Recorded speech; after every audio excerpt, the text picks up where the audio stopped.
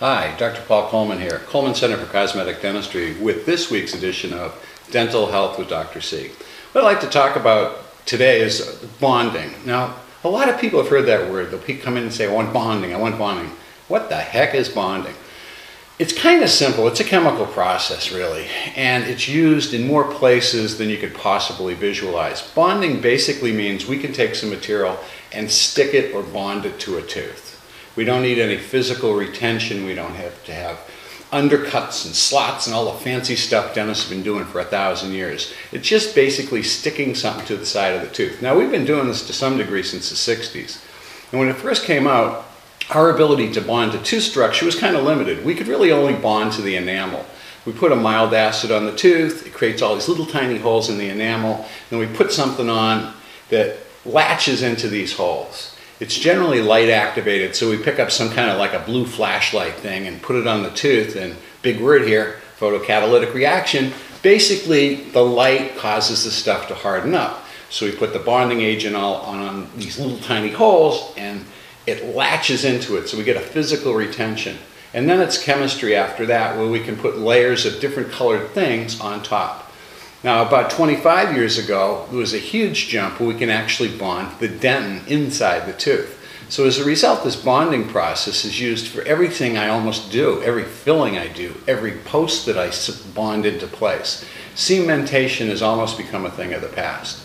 So, that being the case, what can we do with bonding? If someone comes in and says, I want bonding, there's a myriad of things you can do.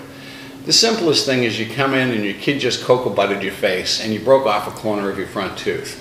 Well, you don't have to shape that whole thing down for a veneer or a crown. We can basically just stick something in to the space that's created. I had a guy in yesterday, bit a fingernail. Not the smartest thing, by the way, but he took a little triangular shaped thing right out of the middle. No big deal. We didn't have to numb him up.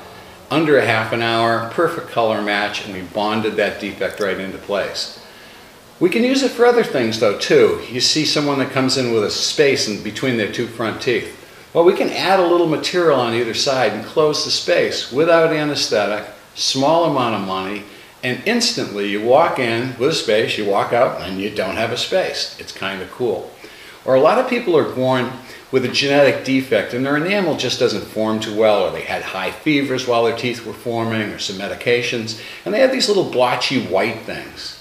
Well, those are so simple. We can actually spot grind out that little white thing called the hypocalcification, bond a filling in, and it just disappears. The spot is gone. So there are so many people that walk around and someone picks up a camera and they kind of do this because there's something about their smile they don't like. I used to have that problem until I spent some money and got my own teeth done. Now all I have to do is suck my stomach in when it picks up the camera. But that's a whole different subject. Anyways, what else can we do with bonding? Well, we can actually do direct veneers. Now, veneers are something that's made by a lab. It's a piece of porcelain that we can bond over a tooth. But we can actually use the same type of techniques where we can bond a filling material on the entire front of a tooth and really change it. I've had a number of patients through the years where they perhaps had an accident with a hockey stick or got hit in the mouth, and one tooth was dark because the nerve died in it. And they didn't want to really shape the whole tooth down. Well, we just sculpt off a little of the enamel on the front side and bond plastic filling material onto that tooth, and it looks like new, which is kind of cool.